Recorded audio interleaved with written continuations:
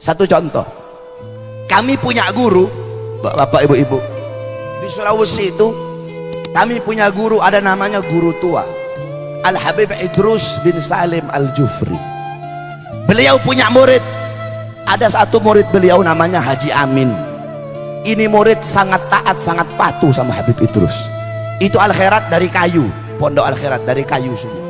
Di atas tempat santri, Habib Idrus itu kantornya di bawah. Kalau Habib Idrus panggil ini murid yang nama Amin ini, Amin, itu Haji Amin, dia nggak mau turun lewat tangga. Kenapa? Kalau lewat tangga kelamaan, dia loncat dari atas ke bawah, saudara-saudara. Kenapa? Nggak mau buat gurunya nunggu terlalu lama. Ada di sini santri begitu. Waktu kiai panggil, Jang, langsung loncat gitu, ada. Nggak mau buat gurunya nunggu terlalu lama, saudara-saudara. Itu Haji Amin. Akhirnya Habib Idrus bawa dia dakwah di laut, nyebrang laut. Ketika sedang menyeberang laut, imamahnya Habib Idrus jatuh. Ketika imamah Habib Idrus jatuh, dia nggak pakai disuruh, langsung dia loncat di laut untuk ambil imamahnya Habib Idrus. Dia naik ke atas perahu. Ketika dia naik, semua orang di perahu melotot ngeliatin dia. Kenapa? Tidak ada satu titik pun basah, saudara-saudara. Ternyata apa? Ternyata dia jalan di atas laut. Kenapa Allah kasih keramat? Allah kasih keramat dia karena dia mengikuti sahibul karomat. Nah, makanya kalian para santri-santri yang ada di sini, saya kasih tahu sama kamu. Saya dulu juga pernah mondok 17 tahun saya mondok, saudara-saudara. Saya mondok di Al-Khairat 12 tahun. Di Darul Ghawa Dakwah saya mondok 5 tahun. Kamu tahu barokahnya ilmu.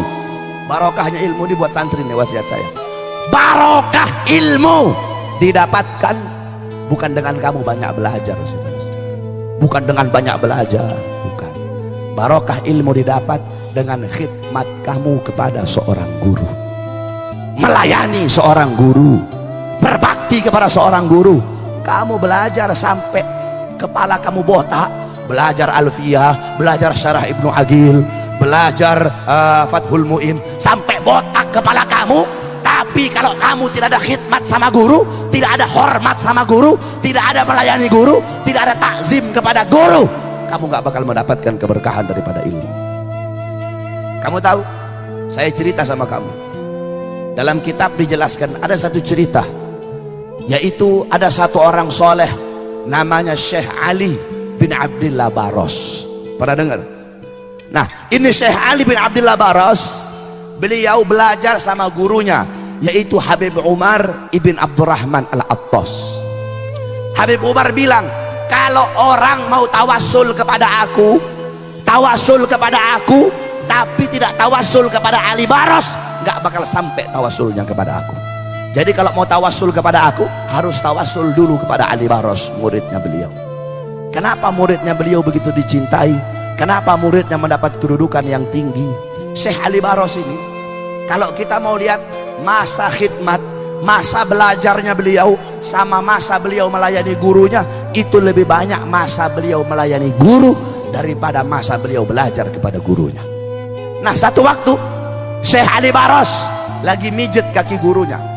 Ketika sedang mijet kakinya Habib Umar bilang sama murid-murid yang ada di situ, Nabi Allah Khidir alaihissalam udah ada di depan pintu gerbang.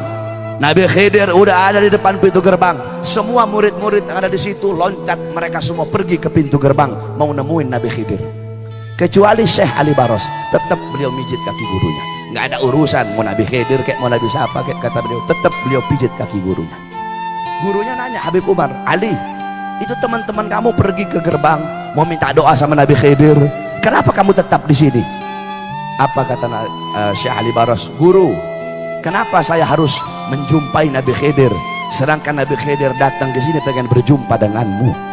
Wahai guru, bagiku kedudukanmu sebagai guru lebih mulia dan lebih utama daripada Nabi Allah Khidir alaihissalam. Bagiku kedudukanmu sebagai guruku lebih utama daripada Nabi Allah Khidir alaihissalam. Saudara-saudara, bukan seberapa banyak engkau ada di hati gurumu. Sebab banyak orang sekarang ini cari muka doang depan guru. Santri-santri begitu tuh, cari muka depan guru. Bukan seberapa banyak, bukan seberapa besar engkau ada di hati gurumu, tetapi seberapa besar gurumu ada di dalam hatimu, saudara-saudara. Abuya Maliki, Al-Habib Muhammad bin Alwi Al-Maliki, beliau berkata, ada 4 kategori santri itu. Santri ada 4 kategori. Kata beliau, pertama, santri yang pandai, santri yang zaka, santri yang pinter, yang satir, yang alim, santri yang pinter, kemudian melayani gurunya, khidmat kepada gurunya. Ini golongan pertama. Golongan kedua, ada santri yang pinter tapi tidak melayani gurunya. Golongan ketiga, ada santri yang bodoh melayani gurunya. Golongan yang keempat, ada santri udah goblok, udah bodoh, tidak mau khidmat kepada guru. Nah, dari 4 ini yang paling utama yang pertama, pinter melayani guru. Dari 4 ini yang paling hina yang keempat, udah goblok, lapar goblok, kenyang goblok, tidak khidmat kepada gurunya. Kau tahu para santri, kalian para santri, ridhonya kalian, Allah menyembunyikan 3 keridhaan. Pertama, keridhaan seorang anak, Allah letakkan melalui keridhaan orang tuanya. Kedua, keridhaan kepada seorang istri, Allah letakkan meridhoi keridhaan suaminya. Ketiga, keridhaan Allah kepada seorang santri melalui keridhaan gurunya. Ada satu cerita tentang ketaatan seorang santri kepada gurunya. Syekh Abu Bakar bin Salim, beliau punya murid Syekh Babakhromah namanya. Satu waktu Syekh Babakhromah mau belajar sama Syekh Bakar bin Salim. Kata Syekh Bakar bin Salim, kalau kamu mau belajar sama saya tes dulu. Saya tes, kamu cari gunung yang tinggi, loncat ke bawah. Lihat Syekh Bakar bin Salim itu. Akhirnya karena Syekh Babakhromah pengen belajar sama Syekh Bakar bin Salim, nggak apa-apa, dia cari gunung yang tinggi, kemudian dia loncat, saudara-saudara. Ketika dia loncat, udah ternyata nggak apa-apa. Dia pergi ke Syekh Bakar bin Salim, udah wahai guru, kata Syekh Bakar bin Salim, tadi kamu loncat merem atau melek? Saya loncatnya merem. Ulang lagi, nggak boleh, harus melek kamu, nggak boleh kamu merem. Naik lagi nih Syekh Babakhromah ke atas gunung, dia loncat ke bawah. Ketika dia loncat, dia melihat malaikat sedang nampung dia sehingga dia nggak apa-apa. Itu yang pertama. Yang kedua, kata Syekh Bakar bin Salim, kamu pergi ke masjid, ketika orang-orang sholat ngadep kiblat, kamu sholat membelakangi kiblat, kata Syekh Bakar bin Salim. Beliau ngetes ini murid yang mau belajar sama beliau. Jadi udah, orang-orang sholat ngadep kiblat, beliau sholat ngadepnya begini, membelakangi kiblat. Ini orang-orang yang sholat bilang, wah ini orang sudah gila ini. Orang sholat ngadep kiblat, kok ini orang membelakangi kiblat. Ketika sholat, dia sholat membelakangi kiblat. Ketika dia sholat, dia gemetar, saudara-saudara. Kenapa? Dia lihat ada Ka'bah di depannya dia. Nah, yang ketiga ini yang paling berat. Kata Syekh Bakar bin Salim, kamu pergi ke Aden. Di Aden ada satu wali namanya Habib Abu Bakar Al-Adni. Kamu pergi ke sana, kamu hina dia. Wah, ini paling berat ini. Akhirnya udah dia menjalani perintah gurunya, dia pergi ke Aden. Dia bilang, wah Habib Abu Bakar lagi duduk sama murid-murid, kalau saya hina depan murid-muridnya, habis saya dihabisin sama murid-muridnya. Nah, Habib Abu Bakar kan wali, jadi walaupun dari jauh Habib Abu Bakar bisa dengar apa yang saya bilang. Ngomong dia dari jauh, ya Habib, setinggi-tingginya ilmumu, lebih tinggi ilmu guruku Syekh Abu Bakar bin Salim. Habib Abu Bakar berdiri, saudara-saudara, ditunjuk ini murid tadi sama Habib Bakar. Itu dari tangannya Habib Abu Bakar keluar api. Begitu mau sampai sama ini Syekh Babakhromah, itu api meledak. Baru dia pergi pulang lagi ke Inat.